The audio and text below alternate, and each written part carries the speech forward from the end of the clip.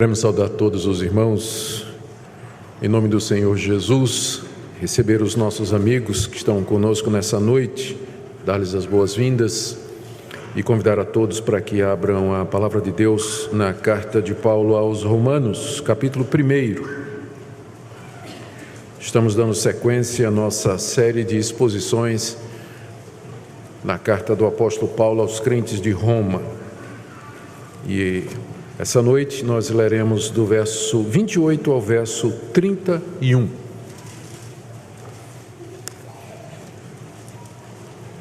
Romanos capítulo 1, de 28 a 31.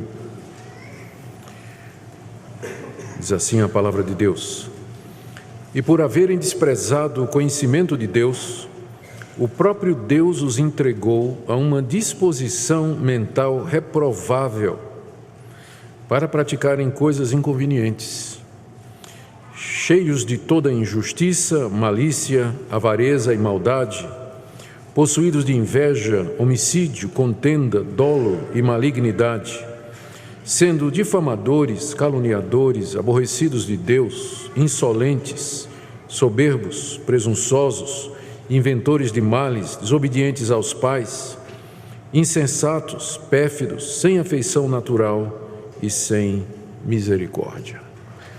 Até aqui a leitura da palavra de Deus. Vamos orar mais uma vez, pedindo que o nosso Deus queira nos conduzir na compreensão da sua palavra.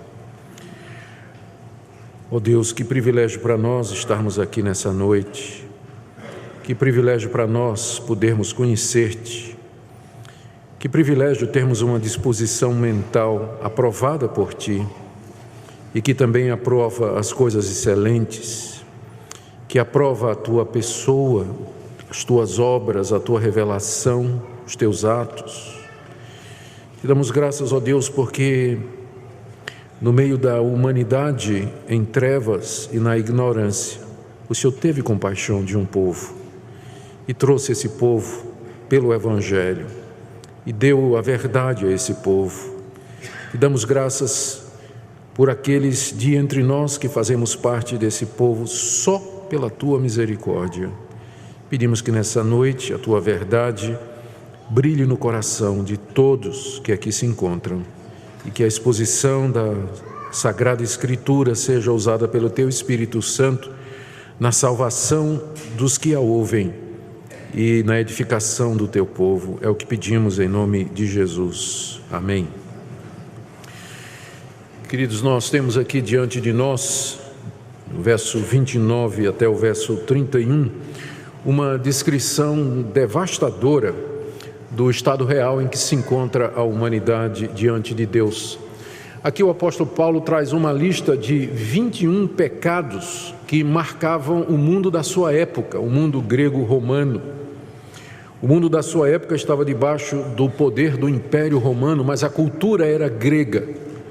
E a combinação dessas duas culturas, com suas ideologias, filosofias e com suas religiões e sua idolatria, nos deu o que nós chamamos de paganismo, ou seja, uma cultura que se vangloriava no homem, no poder militar, nas suas filosofias e que era marcada por uma profunda corrupção de costumes, a mais abjeta imoralidade.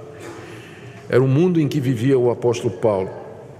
Mas olhando para nós mesmos e olhando para o mundo ao nosso redor, nós percebemos que esses 21 pecados, eles continuam nos dias de hoje a definir a própria sociedade em que nós vivemos, mesmo que ela tenha sido influenciada pelo cristianismo e que tenha sido criada e sustentada pelos valores da cultura e da religião judaico-cristã.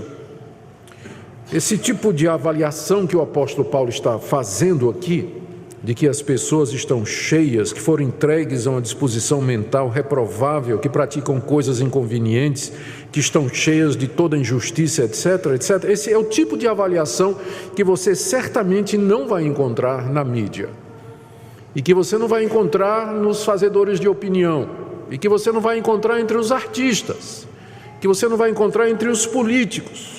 Boa parte das pessoas na nossa sociedade discordaria de que algumas dessas atitudes que são listadas aqui, elas são pecado ou mesmo erradas. E muitas pessoas diriam que essas coisas erradas que porventura esteja na lista é resultado da pobreza, que as pessoas não têm acesso à educação, que desde cedo elas têm que lutar e usar de todo tipo de meio para sobreviver, daí a violência e coisas afim. Isso aqui é o resultado de políticas erradas do governo, que não educa a população, que não, enfim, que isso aqui é o resultado da dominação de algumas classes que oprimem os pobres e assim por diante. Mas, contudo, para o apóstolo Paulo, esse tipo de atitude que caracteriza a sociedade é o resultado das pessoas terem rejeitado a Deus. Essa é a raiz dessa sociedade em que Paulo vivia, a raiz da situação da sociedade em que Paulo vivia, e continua sendo a causa para o que nós vemos ao nosso redor. É que o mundo virou as costas para Deus. As pessoas viraram as costas para a revelação que Deus fez de si mesmo. Esse estilo de vida que Paulo retrata aqui bem descreve então a sociedade secularizada em que nós vivemos. O alvo de Paulo, quando escreveu esse catálogo de pecados, foi mostrar a verdadeira situação do mundo pagão e por que é que ele precisava pregar o evangelho na Espanha, que estava dominada por essa mentalidade. Essa é a razão pela qual ele escreveu a carta aos Romanos. Ele queria angariar a simpatia dos crentes de Roma para anunciar o evangelho lá nas brenhas do mundo pagão, lá ao norte, onde Cristo ainda não havia sido anunciado, lá para as bandas da Espanha. Por isso que aqui no capítulo 1 ele demonstra, vimos isso desde o verso 18, a situação de condenação e miséria em que o mundo pagão se encontra, sem o conhecimento de Deus e preso e condenado pelos seus próprios pecados. O meu objetivo nessa noite, então, meus irmãos, é procurar entender isso que Paulo descreve aqui no verso 18, no verso 28, como sendo uma disposição mental reprovável. O que é isso? Qual é a origem disso? De onde ela procede? Quais são os seus efeitos? E de que maneira nós podemos combater essa disposição mental? Vamos começar então nos perguntando o que é que Paulo quer dizer com isso. Verso 28, Deus os entregou a uma disposição mental reprovável. Literalmente aqui o que nós encontramos é a expressão uma mente reprovada. Uma mente reprovada, ou seja, uma mentalidade condenada por Deus e que por si só aprova aquilo que Deus condena, a uma mente que gere ou produz maus pensamentos. Outra tradução possível seria uma mente corrompida. É isso aqui que Paulo está falando.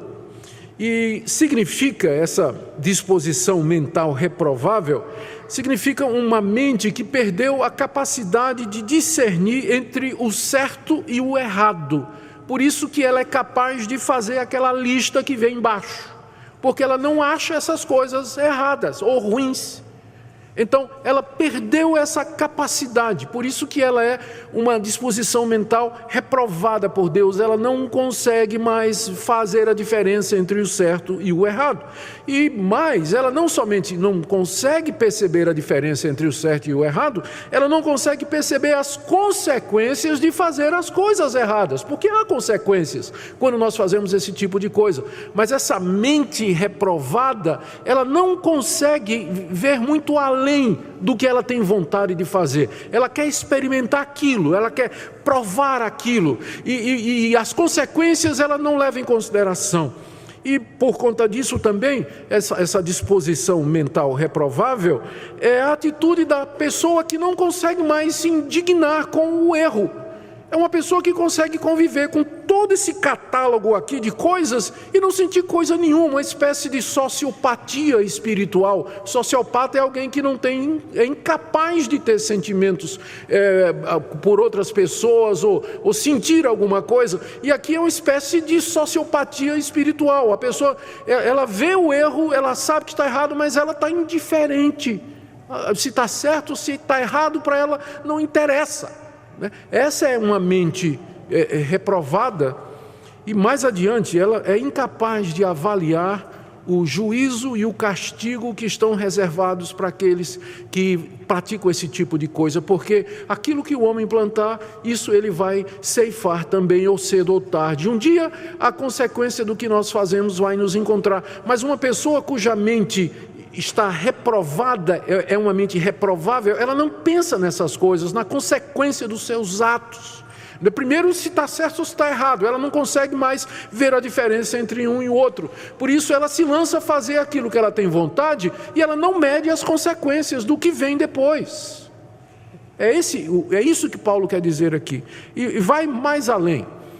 Nós vamos ver depois, quando chegarmos no verso 32, que essa mente, e não vai ser hoje, que essa mente, essa atitude, essa disposição mental reprovável, ela aprecia e ela tem prazer na coisa errada. Não somente ela não faz muita diferença entre uma coisa ou outra, mas quando ela pratica o que é errado, ela tem prazer em fazer essas coisas. E aí ela procura justificar por que faz tais coisas, como o marido que trai a mulher, acha isso natural porque deixou de gostar da mulher e agora acha essa mais atraente. Há um processo de justificação, né? Do tipo assim, não, eu roubei a empresa ou eu sou desonesto nos meus negócios, porque se eu for pagar tudo quanto é de imposto, ou se eu for andar certinho, o meu negócio vai quebrar e por aí vai. Ele começa a justificar esse tipo de coisa.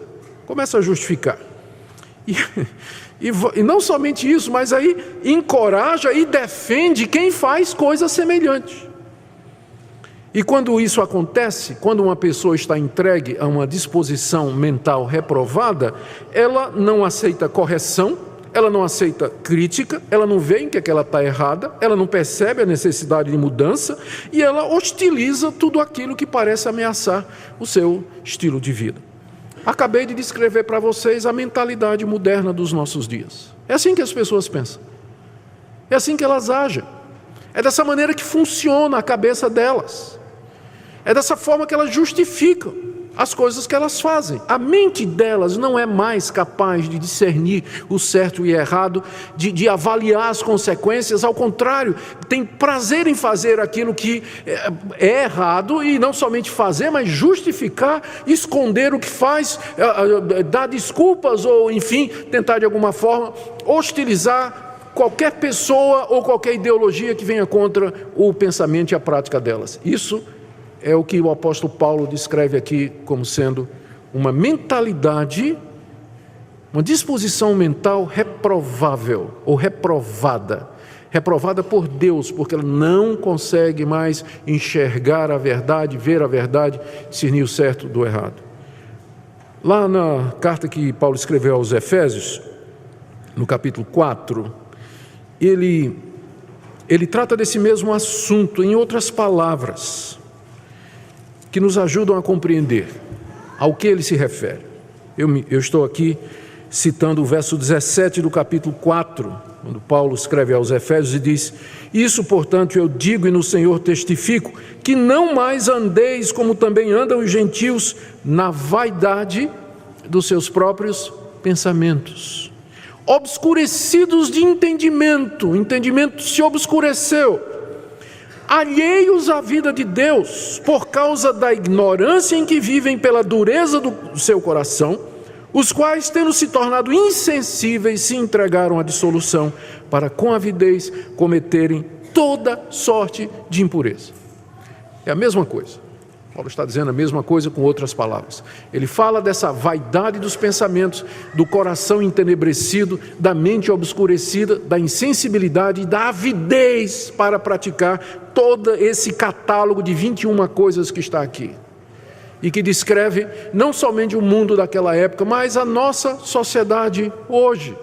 Descreve o mundo em que nós vivemos. E vamos ser honestos, descreve o que nós somos. Descreve aquilo que nós somos no íntimo.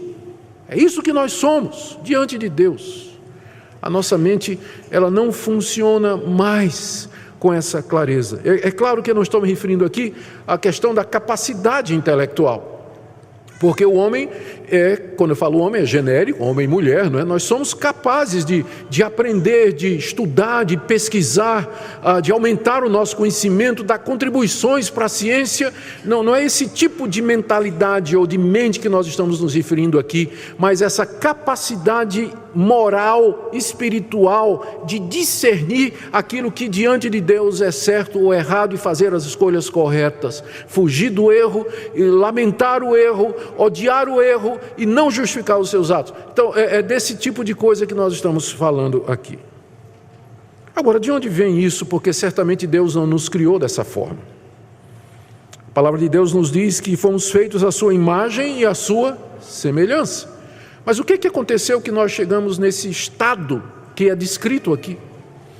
Paulo aqui menciona duas causas para essa condição mental.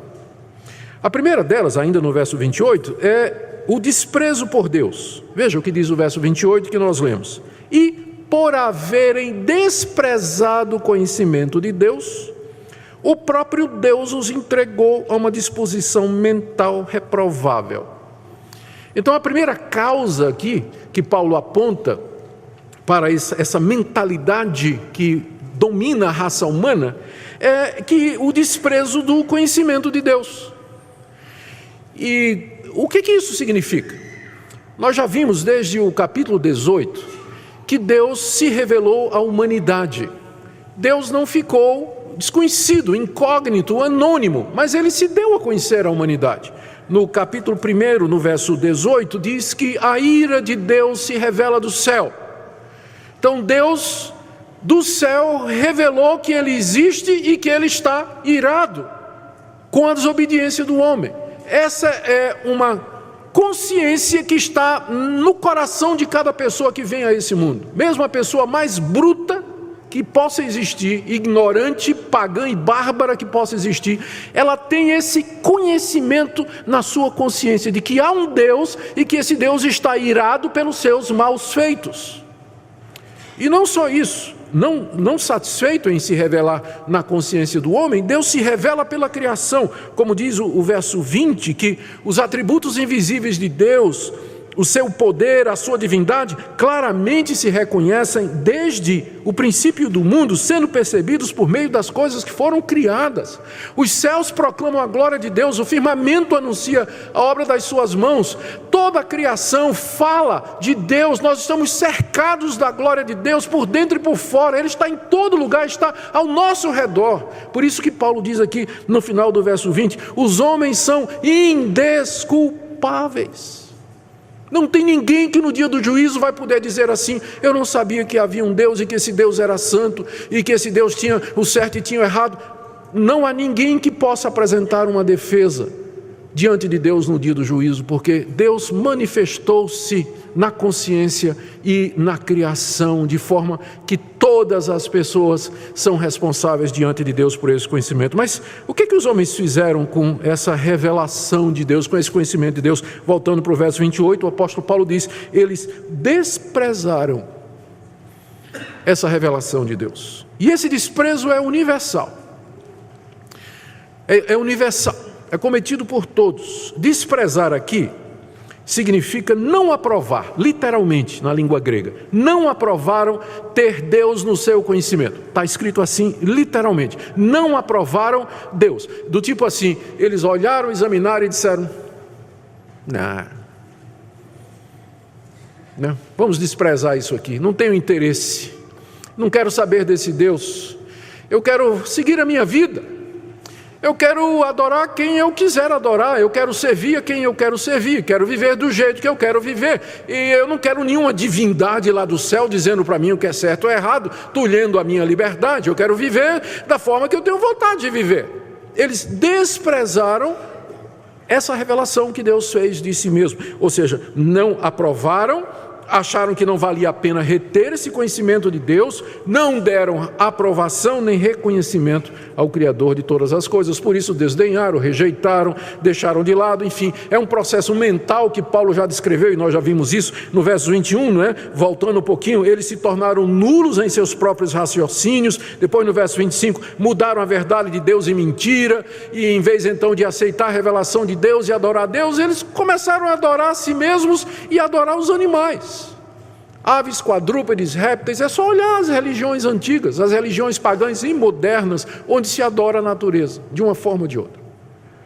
Então, essa é a causa da mentalidade reprovada, porque eles reprovaram o conhecimento de Deus que faria com que a mente deles funcionasse da maneira correta. Mas uma vez que você rejeita a luz de Deus, a sua mente entra em trevas, por mais intelectual que você seja. Você não consegue mais perceber as questões, as respostas básicas, as respostas para as questões básicas da vida. E fica como que tateando, um mundo sem sentido, nada mais faz sentido. A dor, a violência, as coisas que acontecem, a providência, o amor, o carinho, a misericórdia, é quem somos, de onde viemos, o que é que estamos fazendo aqui, por que coisas ruins acontecem, por que coisas boas acontecem, por que isso, por que aquilo. Desprezaram o conhecimento de Deus, e a mente então, ela perde o referencial. Todo mundo que viaja, como eu gosto de viajar também, sabe o que é entrar numa zona onde o GPS perde o sinal do satélite, e você tem uma encruzilhada na frente, aqueles cruzamentos de estrada, né? E você não conhece, depende completamente do satélite para dar o referencial, e você está perdidinho. Essa mente reprovável, porque ela perdeu o referencial, né? Rejeitou o conhecimento de Deus, desprezou esse conhecimento de Deus que Deus havia dado. Então essa é a primeira razão. Não é? Essa é a primeira razão. A segunda razão que Paulo dá para essa mentalidade reprovável que caracteriza a nossa raça é que Deus, por sua vez, entregou os homens a essa mentalidade. O que é que aconteceu aqui? Vamos voltar para o verso 28. Eles desprezaram o conhecimento de Deus, conhecimento que Deus deu de si mesmo, na consciência e na criação. Então, o próprio Deus os entregou a essa disposição mental reprovável. Ou seja, Deus os entregou a si mesmos. Deus disse para eles: seja feito a sua vontade, seja feito do jeito que você quer. É isso que vocês querem? Vocês viraram as costas para mim, vocês me menosprezaram, me rejeitaram, vocês querem viver por vocês mesmos? Tudo bem, eu vou entregar a vocês a mente de vocês, a maneira de pensar de vocês, e o resultado é isso que Paulo chama de mente reprovável. Nós já vimos nas mensagens anteriores que Deus, como castigo ao homem por conta dessa rejeição que o homem fez de Deus, que Deus primeiro os entregou à imundícia. Verso 24, Deus entregou tais homens à imundícia. Deus depois os entrega às paixões infames. Verso 26, por causa disso os entregou Deus a paixões infames. E agora Paulo diz que Deus os entrega a uma mente reprovada. Que é o final de tudo isso. É quando finalmente a pessoa perde a capacidade de entender, discernir, enxergar, chegou no fim. Um dos dons mais preciosos que nós temos é a capacidade de pensar, de discernir, de avaliar, de entender, de reconhecer. A memória, como faz bem para nós, não é? Memória, a gente lembra das coisas, das boas, das ruins também. Discernir e fazer cálculos e imaginar a lógica que nos ajuda a dizer qual vai ser o resultado dessa decisão que eu vou tomar aqui. A mente é um privilégio, é uma coisa gostosa você ter domínio da mente, uma mente clara, que coisa privilegiada. E nós sabemos como aflige as pessoas quando algumas daquelas doenças que se constituem distúrbios, elas tiram essa capacidade da pessoa, a pessoa perde a capacidade de reconhecer os outros. Às vezes ela está numa espécie de esquizofrenia, fica ouvindo vozes, não é? Ou uma bipolaridade, a mudança de humor de uma situação para outra, sociopata, que ele não tem sentimentos mais pelas pessoas, algumas doenças degenerativas que a pessoa vai perdendo o reconhecimento, não consegue saber mais onde está e tudo mais. Imagine tudo isso transferido para o mundo espiritual. É isso que Paulo está descrevendo aqui. É uma mente acometida desses distúrbios causados pelo pecado e que, portanto, não consegue entender o seu próprio estado diante de Deus, não consegue ver o que está errado com os pecados, o que está errado com o que eu estou fazendo, todo mundo faz, qual é o problema disso que eu estou fazendo? Ele não consegue ver. Deus o entregou a uma disposição mental reprovável, e ele nem consegue ver isso, que esse é o estado em que ele se encontra,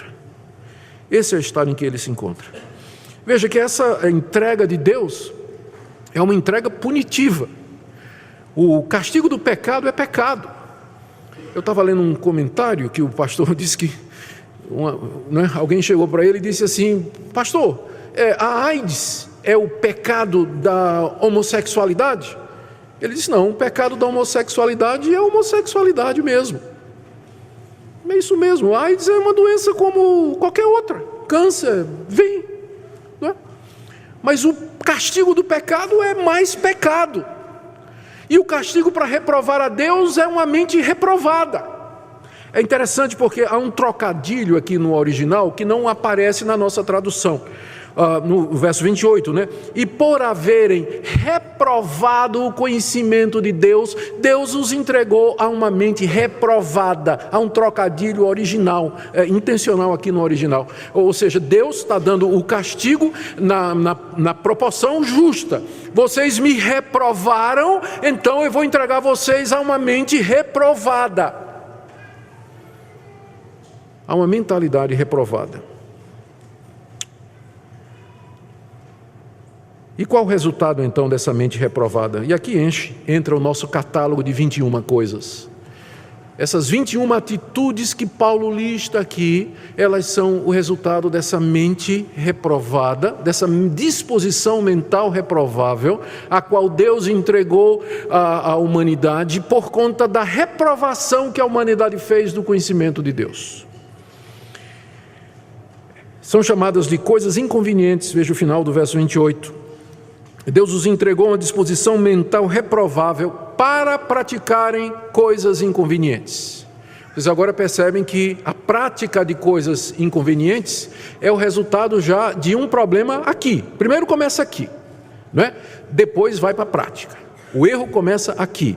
A pessoa primeiro se justifica, faz aqui na cabeça, cobiça a mulher do próximo aqui, cobiça os bens do próximo aqui, trama planos aqui, inveja aqui, e depois é que ele vai para a prática, mas tudo começa na disposição mental reprovável. Então, uma vez que eles estão entregues a essa mente reprovável, o passo seguinte é que a vida, a atitude, a maneira de ser é imediatamente afetada. E uma vez que você perdeu o norte ético do certo e do errado, o passo seguinte é você romper as barreiras na prática. Você então agora está liberado, sua mente liberou, você se sente livre então agora para fazer todas essas coisas que você tem vontade. E aí vem esse catálogo aqui de coisas que Paulo diz que são erradas, impróprias diante de Deus e dos homens, menos para essas pessoas que consideram essas coisas como naturais e normais. São 21 atitudes, algumas observações sobre essa lista. A primeira delas, é claro, essa lista ela não é exaustiva. Paulo está apenas dando uma amostra do que é que acontece numa sociedade ou com indivíduos que rejeitaram a Deus e viraram as costas para Deus e que então estão dispostos a seguir o seu próprio caminho. O resultado, na prática, é esse aqui. Então, essa lista ela não é completa, tem mais coisas. Há muitas listas de pecados, vamos chamar assim, no Novo Testamento e no Antigo, onde tem outras coisas que complementam essas aqui. Aqui mesmo nessa própria lista, o apóstolo Paulo não inclui a homossexualidade, porque ele já tratou nos versos 27 e 28, que foi objeto da última mensagem que eu preguei aqui na carta aos Romanos, não é? Ele já tratou desse tipo de comportamento, e agora por isso não entra nessa lista, mas ele já falou disso aqui.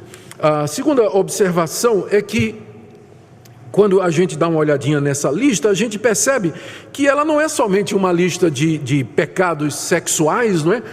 Como se pensaria, mas na verdade representa a quebra de todos os mandamentos de Deus.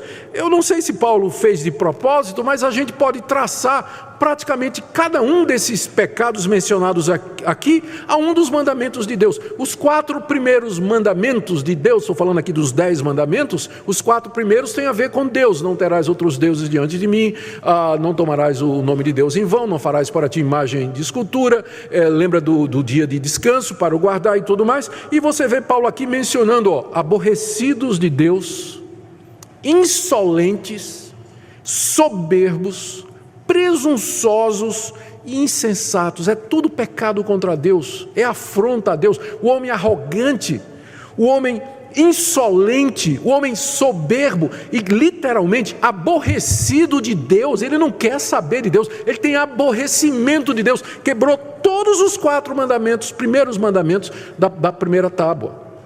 E aí em seguida vem os outros mandamentos que têm a ver com o próximo. O 5º mandamento diz: honra teu pai e tua mãe. E o que é que a gente encontra aqui na lista? Eles são desobedientes aos pais. Começa cedo isso, começa com os nossos filhos, começa quando são crianças mesmo. Já manifesta essa mentalidade reprovada de se virar contra toda a autoridade, contra aquilo que é certo e que é errado. Não vamos pensar que isso aqui é coisa de adulto, não. Isso acontece com adolescente também, com criança também. Desde cedo se manifesta na nossa raça essa infecção que nós nascemos com ela, herdamos dos nossos pais. Também fala aqui de falta de afeição natural. Está vendo aí no final, ali no meio do verso 31, isso significa literalmente falta de afeição natural, que é a afeição que os pais e as mães naturalmente teriam pelos seus filhos. Mas o que é que a gente vê hoje? Pai e mãe aborrecendo o filho, espancando o filho, desproporcionalmente, machucando o filho. A quantidade de criança que chega no hospital, machucada, o olho roxo, dente quebrado, furada de ponta de cigarro. A gente, falta de afeição natural, quebrando o mandamento que fala a respeito do amor aos pais. O 6º mandamento, não matarás. E o que é que a gente encontra nessa lista? Olha aqui, injustiça, maldade, homicídio, contenda, malignidade, falta de misericórdia, tudo quebra do 6º mandamento. 7º mandamento, não adulterarás. Ele já falou a questão da imoralidade nos versos 27 e 28. 8º mandamento, não furtarás. 10º mandamento, não cobiçarás. Paulo menciona aqui inveja, dolo, inventores de males. 9º mandamento, não darás falso testemunho. Paulo fala aqui difamadores, caluniadores. É a lista completa, quebraram tudo, catálogo todo, todos os 10 mandamentos, não escapou um. Essa situação do mundo, essa é a situação da sociedade em que nós vivemos. Esse é o meu estado e esse é o seu. Por quê? Notaram que Paulo diz aqui no início do verso 29, eles estão cheios dessas coisas. Eles estão cheios porque na hora que rejeitaram a Deus, criou um vácuo. E esse vácuo, se não for enchido por Deus, ele vai ser enchido por outra coisa. Uma vez que rejeitou-se o conhecimento de Deus, o coração se enche dessas coisas aqui. E essa é a verdadeira situação em que nós nos encontramos. Outra observação. Nem todo mundo, na época de Paulo, era culpado desses pecados. E eu preciso deixar isso muito claro para não ser injusto. Você vai me dizer assim: pastor, eu conheço gente que rejeita o conhecimento de Deus, mas é honesto, mas é trabalhador, vive bem com a esposa, não trai a esposa. Eu sei. Essa lista não significa que todo habitante do planeta faz todas estas coisas que estão descritas aqui. Mas não faz, não é por conta dele. Não faz por causa da misericórdia de Deus. Não faz porque Deus, para preservar a situação da raça humana, deu autoridade policial. E tem gente que pode ser doido, mas tem juízo e não rasga a nota de 100. Ele sabe que se fizer, ele vai pagar. Vai ter processo, vai ter uma multa. Então ele parece bonzinho e guardador da lei, mas é que Deus botou temor no coração dele. Tem outras pessoas que parecem pessoas bondosas e misericordiosas, Deus os agraciou com um temperamento bom. Uma disposição natural, alegre, sempre faceiro e para ele tudo está bem. Não é dele. O coração dele está pronto para fazer essas 21 coisas ou mais. Mas é que Deus lhe deu uma disposição, uma índole. Outros tiveram o privilégio de nascer num lar de valores, ou um lar cristão. E mesmo que hoje não são mais crentes em Jesus Cristo, mas aquilo que eles aprenderam na infância, eles mantêm. Eles não conseguem se livrar da educação boa que eles tiveram. Então, por causa da providência de Deus, das autoridades, das leis, da influência do cristianismo, as pessoas não são tão ruins como elas podem ser. Mas dadas as circunstâncias, se fossem dadas as oportunidades e as ocasiões, você e eu faríamos tudo o que está aqui nessa lista. E outras coisas. E com requintes de maldade, faríamos. Portanto, essa lista ela está dando uma descrição do estado, dá uma amostra do que é que a humanidade sem Deus é capaz de fazer. Ela explica uma humanidade que virou as costas para Deus.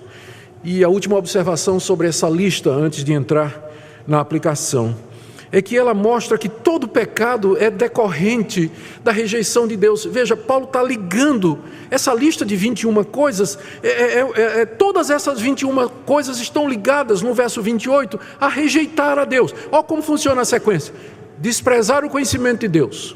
Deus os entregou então a uma atitude mental reprovável. Aí eles fizeram um monte de coisas inconvenientes. Por exemplo, são desobedientes aos pais. O que Paulo está dizendo é que desobediência aos pais tem origem na rejeição de Deus no coração da criança, do adolescente e do jovem, e que é estimulado pela nossa sociedade permissiva, com essas práticas e ideologias que vêm às vezes do governo e vêm dos fazedores de opinião e de determinados psicólogos e educadores, que em vez de nos ajudar a reprimir, no bom sentido, a reformar, a ajudar a criança a lutar com a malícia do seu coração, na verdade estimula. Mas pelo que temos aqui, desobediência aos pais é um problema espiritual, nasce pela rejeição da revelação de Deus já no coração da criança. Toda essa lista aqui está ligada, cada um desses pecados está ligado à rejeição de Deus. Ou seja, nós vivemos, como diz a expressão em latim, coram Deo, diante de Deus. O mundo está diante de Deus, mesmo nas suas iniquidades. Quando o mundo peca, ele peca contra Deus, mesmo que não acredite em Deus, mas ele está pecando contra Deus. Nele existimos e nele nos movemos, e dele nós tiramos nossa vida, nosso sustento e o que nós somos. Todo pecado, enfim, é contra Deus. O resultado final que nós temos aqui é um quadro devastador, meus irmãos e amigos. Nós temos aqui a justa condenação de toda a raça humana, a corrupção integral da pessoa humana e a impotência para resolver o problema, porque ele está preso nessa mentalidade, ele não consegue ver que ele está condenado, ele não consegue perceber como ele tem ofendido a Deus pelos seus pecados, ele não consegue enxergar as consequências que lhe aguardam. Esse é o quadro. E essa passagem, então, ela nos ensina que há várias coisas que precisam ser revertidas em nossa vida para que nós sejamos salvos. A salvação não é tão simples como às vezes alguns movimentos evangélicos querem fazer parecer, do tipo assim: Jesus morreu lá na cruz, né? Derramou seu sangue aí. Se você aceitar Jesus, faça uma oração comigo, né? Diga aí no coração que você aceita Jesus. Tá?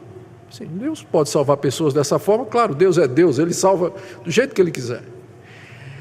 Mas o que está envolvido na salvação de um pecador, olha o que é que está envolvido pelo que nós lemos aqui. Primeiro, a ira de Deus está sobre nós por causa da nossa impiedade e da nossa perversão, porque nós rejeitamos o conhecimento dele. Então a ira dele está sobre nós. Romanos capítulo 1, verso 18. A ira de Deus se revela do céu.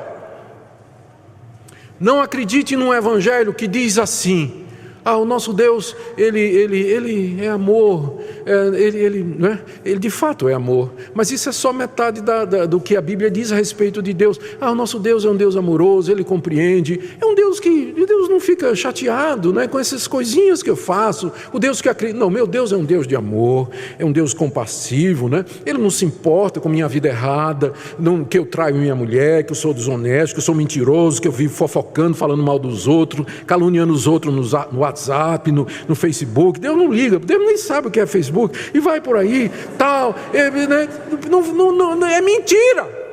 Não acredite nisso. Existe um Deus, e Ele é um Deus amoroso, mas Ele está irado com a perversão e a impiedade dos homens que viraram as costas para Ele. Então é isso que tem que ser vencido. Como é que você pretende vencer a ira de Deus? Como é que você pretende reverter a ira de Deus que está sobre você por conta dos seus próprios pecados? Segunda coisa que está envolvida nisso: Deus nos abandonou às nossas paixões e à nossa mente depravada e corrompida. Eu não consigo nem entender por que eu sou assim, o que é que eu estou fazendo aqui, e muito menos saber o caminho de volta. A mente não funciona mais, ela perdeu o senso de Deus. Como é que eu resolvo isso? Como é que uma pessoa que está perdida no mato, ela está perdida no mato, o GPS não funciona, ela não tem mapa, e está tudo escuro, não sabe nem se o sol está aqui, se está ali, não tem direção nenhuma. Como é que essa pessoa volta para casa? Ela não sabe, não consegue. E o pior, ela está cega. Terceira coisa que tem que ser revertida é essa escravidão à mente, que a pessoa não consegue ver. Nós chegamos e dizemos: você está perdido pelos seus pecados, você está ofendendo a Deus. A pessoa diz: eu não estou conseguindo ver isso. Isso é o que você está dizendo. Eu não me sinto assim. Eu não vejo dessa forma, eu tenho minha própria opinião. Não, mas está errado, isso é óbvio que isso aqui está errado. Se você fizer isso aqui, vai ter essas consequências. Não, essa é conversa. Eu sei de gente que fez pior e não aconteceu nada. Entende? Ela está presa. Ela não consegue sair. Como é que você acha que isso pode ser revertido? Agora, você vem falar comigo e dizer assim: não, pastor, a pessoa se salva pelas boas obras. Se ela fizer coisas boas e, enfim, fizer o bem ao próximo e cumprir as suas obrigações, aí Deus, no fim, Deus vai ter misericórdia dela. Será que você ainda consegue falar em salvação por obras depois dessa descrição aqui? Depois da gente entender o que é uma mente reprovável? Como é que você ainda vem falar de boas obras e dizer do tipo assim: pastor, sabe o que é? Eu vou usar meu livre-arbítrio, né? Minha força de vontade, e eu vou romper com tudo isso, e eu vou me voltar para Deus. Mas como é que uma pessoa numa situação dessa, a mente não funciona, ela já foi abandonada por Deus, a ira de Deus está sobre ela, como é que ela volta? Como é que ela se reconcilia? O que é que ela pode oferecer a Deus? O que é que ela vai dar em troca da sua alma diante de Deus? Não, gente. Há somente uma coisa que pode reverter esse quadro, e que Paulo já tinha anunciado no início desse capítulo, no verso 16: não me envergonhe do Evangelho, porque é o poder de Deus para salvar todo aquele que crê. O Evangelho é o poder de Deus, e não é chamado de poder à toa, porque nada menos do que um poder sobrenatural para reverter essa situação. A palavra poder aqui é uma palavra conhecida nossa, na língua grega, dinamis, de onde vem a palavra dinamite, poder. Esse é o poder, esse é o Evangelho. Ele é o poder de Deus para reverter essa situação. Porque no Evangelho, por conta do que Cristo fez na cruz, do seu sacrifício, do seu sangue derramado, do seu sofrer, do seu padecimento por nós, Deus nos perdoa. Deus nos reconcilia com Ele, Deus nos justifica, Deus retira a sua ira de sobre nós, Deus nos dá a mente de Cristo, Ele clareia, renova o nosso entendimento para a gente saber o que é certo e errado e dizer: eu era cego, mas agora eu vejo. Só o Evangelho faz isso, nada mais. Não há nenhum poder conhecido do homem, fora do Evangelho, que possa reverter a situação em que nós nos encontramos. E a minha grande pergunta, aliás, a grande pergunta que se impõe a nós nessa noite, é essa: qual o seu estado hoje à noite? Como você está diante de Deus? Você está vivendo na prática costumeira desses pecados? Presunçoso, desobediente aos pais, insensato, sem afeição, sem misericórdia, difamador, caluniador? Está vivendo nessas coisas? De que forma você espera ser perdoado por Deus, aceito por Deus e se livrar do juízo vindouro que se aproxima? Talvez eu acabei de falar essas coisas aqui e você olhou e disse: isso não é comigo. Talvez esse seja o primeiro indicativo de que você está entregue a uma disposição mental reprovável, porque você não consegue se ver no que eu estou dizendo hoje à noite. Porque eu não estou falando de mim, eu estou lendo a palavra de Deus, estou explicando a você a palavra de Deus. E se você nessa noite ouviu o que foi dito e você disse: isso não tem nada comigo, eu não sou assim não, isso aí é conversa e tudo mais, talvez já seja a primeira indicação de que você está entregue a essa mentalidade reprovada que não consegue mais entender nada. Mas se nessa noite você ouviu isso aqui, e você temeu, e você tremeu, e você disse: ó Deus, é isso mesmo, eu sou isso aqui, ou eu era isso aqui, e foi o Evangelho que mudou minha vida, foi o Evangelho que me transformou. Se você do fundo do seu coração se vê aqui nessa noite, eu quero dizer que esse é o primeiro passo para a esperança. Você não está longe do reino de Deus. Você não está longe do reino de Deus, se nessa noite você se viu aqui.